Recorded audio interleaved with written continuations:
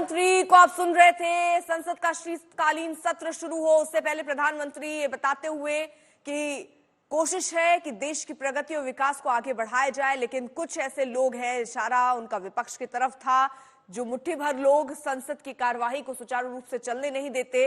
हालांकि वो कह रहे हैं कि वो जनता की उम्मीदों पर खरे नहीं उतरे और बार बार जनता ने उन्हें नकारा है, लेकिन उसके बावजूद यहां सत्र को ना चलने देना उनकी मंशा रहती है।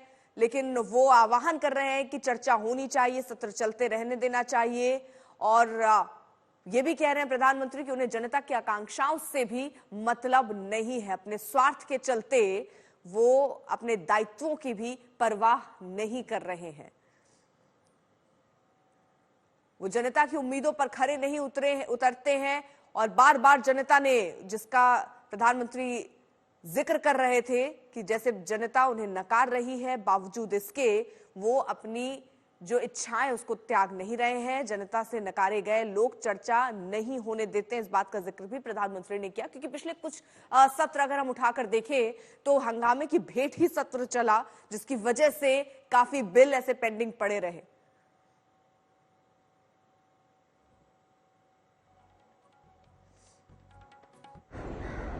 पार्लियामेंट में स्वस्थ चर्चा हो, ज्यादा से ज्यादा लोग चर्चा में अपना योगदान दें। दुर्भाग्य से कुछ लोगों ने अपने राजनीतिक स्वार्थ के लिए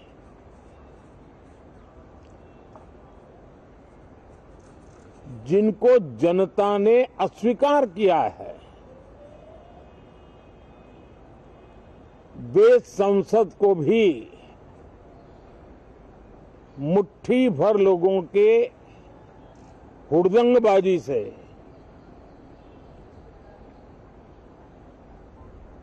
कंट्रोल करने का लगातार प्रयास कर रहे हैं।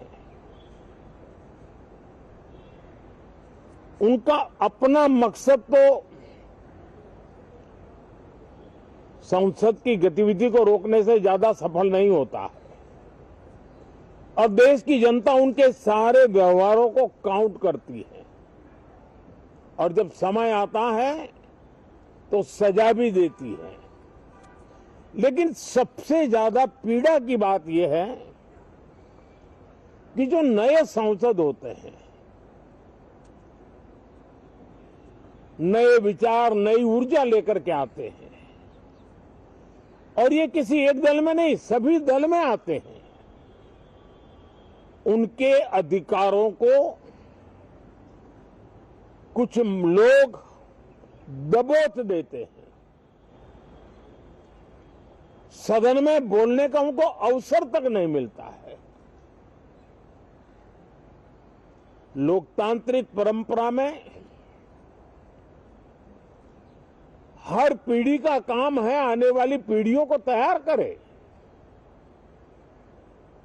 लेकिन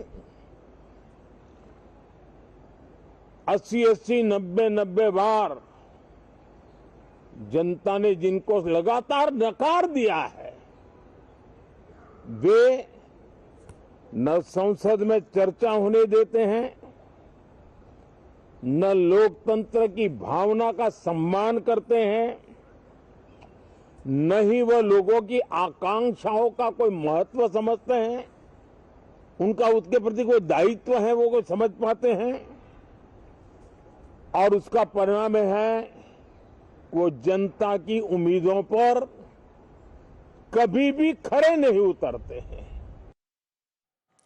हिमांशु हमारे साथ हमारे सहयोगी इस वक्त जुड़ चुके हैं और जानकारी के साथ। हिमांशु, प्रधानमंत्री नरेंद्र मोदी जब बोलने आए तो उन्होंने सीधे तौर पर यह भी बता दिया कि देखिए, विपक्ष जो है वो कई बार ऐसी कोशिशें करता है जिसकी वजह से सुचारू रूप से चर्चा नहीं हो पाती। देखिए, बिल्कुल प्रधानमंत्री नरेंद्र मोदी ने साफ साफ कहा कि संसद के 2 इकाई हैं, उसमें सांसद बहुत महत्वपूर्ण है और चर्चा बहुत महत्वपूर्ण है। और संसद के अंदर नए सांसद जो चुनकर आते हैं उनको बोलने का मौका नहीं दिया जाता है और उनके मौके को छीना जाता है। जिन लोगों को 80 से 90 बार जो है जनता ने नकार दिया है राज्य के विधानसभा चुनावों में, वो लोग जो है अवरोध पैदा करते हैं और लोकतंत्र में इस तरीके के लिए कोई जगह नहीं है। और इसीलिए उन्होंने ये कहा कि संसद के अंदर चर्चा हो, चर्चा के दौरान आपको अपनी बात को प्रकट करने का मौका मिलता है। 2024 के लोकसभा नतीजों के अंदर लोकतंत्र और मजबूत होकर आया है और ये कहा जा सकता है कि भारतीय जनता पार्टी और सरकार को इस बात की उम्मीद और ज्यादा लगती है। जिस तरीके से महाराष्ट्र और हरियाणा के विधानसभा चुनाव में भारतीय जनता पार्टी को जीत मिली है और उसके बाद अब उनको लगता है कि इस तरीके का हंगामा जो है विपक्ष की तरफ से अगर किया जाएगा तो उसके जवाब भी दिए जाएंगे। कल जब सर्वदलीय बैठक हुई थी संसद सत्र को लेकर, उसमें सरकार की तरफ से कहा गया था अगर विपक्ष किसी मुद्दे को लेकर चर्चा करना चाहता है तो सरकार उसके लिए तैयार है, चाहे वो मणिपुर की बात हो या अडानी को लेकर जिस तरीके के आरोप हो, या आज विपक्ष की तरफ से जिस तरीके से कहा जा रहा है कि संभल के अंदर जो कुछ हो रहा है उसको लेकर चर्चा होनी चाहिए, लॉ एंड ऑर्डर पे।